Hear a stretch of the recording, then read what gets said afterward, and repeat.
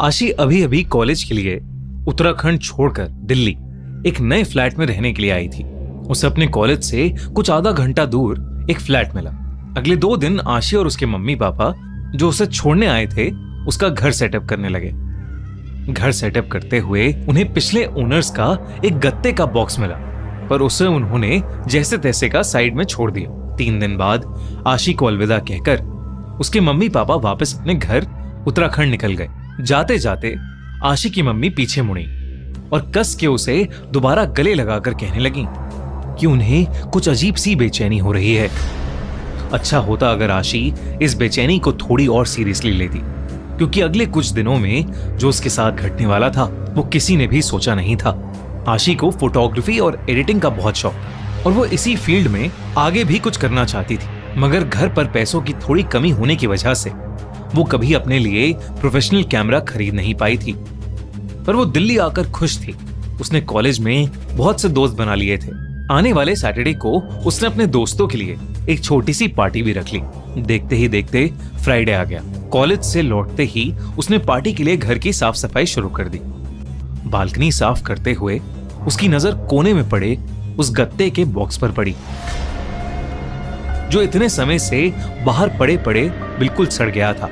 उस बॉक्स से सड़ रहे गत्ते की स्मेल आ रही थी, मगर न जाने क्यों वो आशी को अपनी तरफ आकर्षित कर रहा था। जब आशी ने वो बॉक्स खोलकर देखा तो उसमें पुराने सामान के साथ एक विंटेज कैमरा और एक रील पड़ी थी। आशी ये देख बहुत खुश हो गई और उसने झट से वो कैमरा खोलकर पुरानी रील हटाई और नई रील भर उससे फोटो खींचनी शुरू कर दी। वो कहीं ना कहीं हैरान भी थी कि इतने पुराने बॉक्स में जब बाकी सब तबाह हो चुका है तो एक कैमरा अभी तक कैसे चल रहा है। पर उसने अपने इन सारे ख्यालों को साइड में रखा और जल्दी से जाकर बाहर लगे फूलों, गमलों और पौधों की फोटो खींचने लगी। आशी के फ्लैट के ठीक सामने एक बूढ़ी आंटी मिसेस कौशिक रहती थी, जो हर सुबह उसे कॉलेज जाते समय गुड मॉर्निंग कहा करती। उन्हीं आंटी और उनकी बिल्ली को बालकनी पर देख आशी ने उनकी भी कुछ फोटोज खींची और सोचा कि उन तस्वीरों को वो डेवलप करवाकर आंटी को गिफ्ट करेगी। अगले दिन सुबह सुबह आशी ने पास के एक फोटो स्टूडियो से सारी तस्वीरें डेवलप करवाईं और एक एनवेलप में डालकर सीधा मिसेस कौशिक के पास चली गईं, जिन्हें वो फोटोज बहुत ज्यादा पसंद आईं। जब आशी घर लौटी तो उसने बाकी तस्वीरों को भी देखना शुरू किया और हर तस्वीर में उसे एक बहुत ही अजीब चीज नोटिस हुई। उस कैमरा से ली गई हर तस्वीर के बैकग्राउंड में कहीं ना कहीं एक बहुत ही धुंधला सा साया था, जिसके मुंह पर एक मुस्कान थी। उन फोटोज को देखते देखते आशी उनमें कहीं खो सी गई। उसे ऐसा लगने लगा कि जैसे उस साये की मुस्कान धीरे धीरे हर तस्वीर में बढ़ती जा रही है और हर दूसरी तस्वीर में वो कैमरा के करीब आता जा रहा है। तभी अचानक आशी के घर की घंटी बजी। जब आशी ने दरवाजा खोला तो वहां उसके दोस्त खड़े थे। सैटरडे आ चुका था और उसके दोस्त हाउस पार्टी के लिए पहुंच गए थे, पर आशी को अपनी तबीयत थोड़ी खराब लग रही थी, इसलिए उसने पार्टी कैंसिल कर दी और अपने फ्रेंड्स को वापस भेज दिया। जब वो अपने कमरे में वापस आई तो उसका ध्यान फिर से उस कैमरे पर गया। आशी ने इस बार उस कैमरे से खुद की शीशे में थोड़ी तस्वीरें खींची। तभी अचानक उस शीशे पर एक क्रैक बनने लगा। ये देखकर आशी के हाथ से वो कैमरा छूट गया। आशी जैसे ही पीछे मुड़ी उसे खुद की रिफ्लेक्शन शीशे में दिख रही थी, मगर उस रिफ्लेक्शन में उसके हाथ में कैमरा अभी भी था और उसके मुंह पर वैसी ही भयानक स्माइल थी, जिसे देखकर वो बहुत जोर से चिल्लाई और वहां रखी चेयर से टकराकर नीचे गिर गई। जब वो उठी तो वो शीशा बिल्कुल नॉर्मल था, बस उस पर एक क्रैक था। उसे लगा ये सब उसका वहम है, इसलिए वो चुपचाप जाकर सो गई। 2 दिन बाद आशी की पढ़ते पढ़ते अपने लिविंग रूम में ही दोपहर में आंख लग गई और रात को उसकी नींद 3 बजे खुली। आशी ने अपनी किताबें समेटी और अपने कमरे की ओर जाने लगी, मगर ड्राइंग रूम की खिड़की से उसने अपने सामने जो देखा उसे देखकर आशी के होश उड़ गए।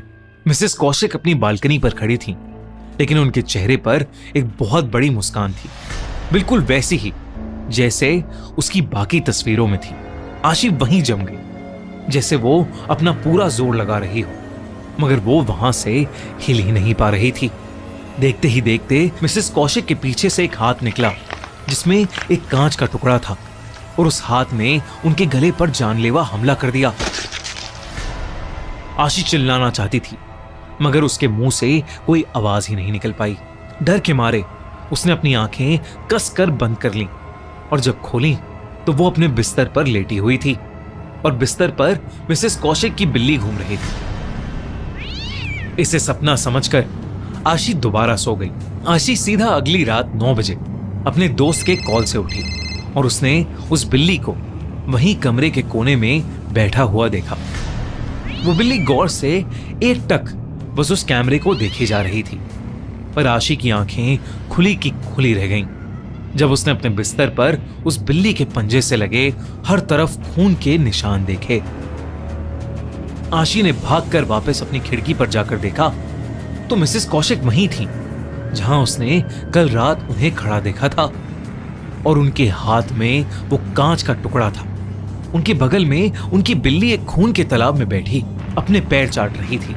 आसपास के फूल मुरझा गए थे और गमलों में सारे पौधे भी मर गए थे।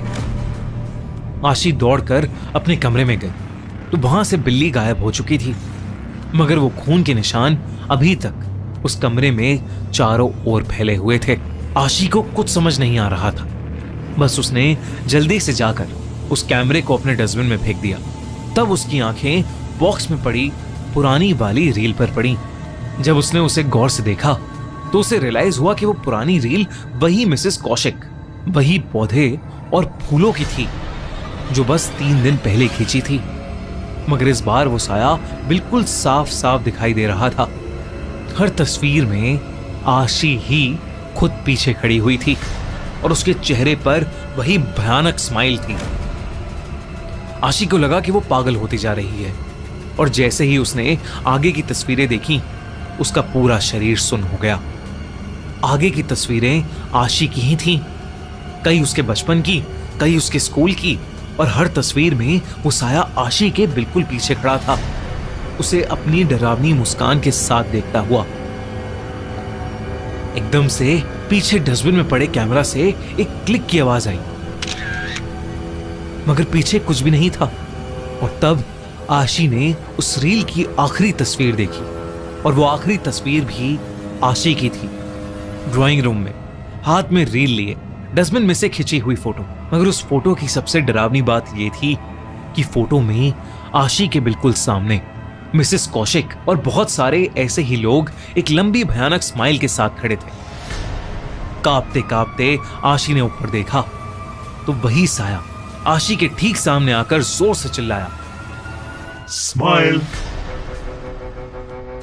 उस रात के बाद से आशी कॉलेज नहीं आई, ना ही वो किसी का फोन उठा रही थी। चिंता में अगले ही दिन उसके दोस्त फ्लैट के एजेंट के साथ अंदर घुस गए, मगर वहां कोई नहीं था, बस ढेर सारा सामान और सामान के बिल्कुल बीच एक विंटेज कैमरा और एक रील जो आशी के मम्मी पापा आशी के सामान के साथ अपने साथ ले गए। कई महीनों तक आशी का कुछ पता नहीं चला, लेकिन एक दिन आशी के छोटे भाई ने वो कैमरा उठाया और उसने भी अपने घर के बाहर पेड़ की फोटो खींची जो 3 दिन बाद पूरी तरह से सड़ गया। जब उसके छोटे भाई ने वो फोटो डेवलप कराई तो उसे दिखा कि उस पेड़ के पीछे आशी खड़ी थी।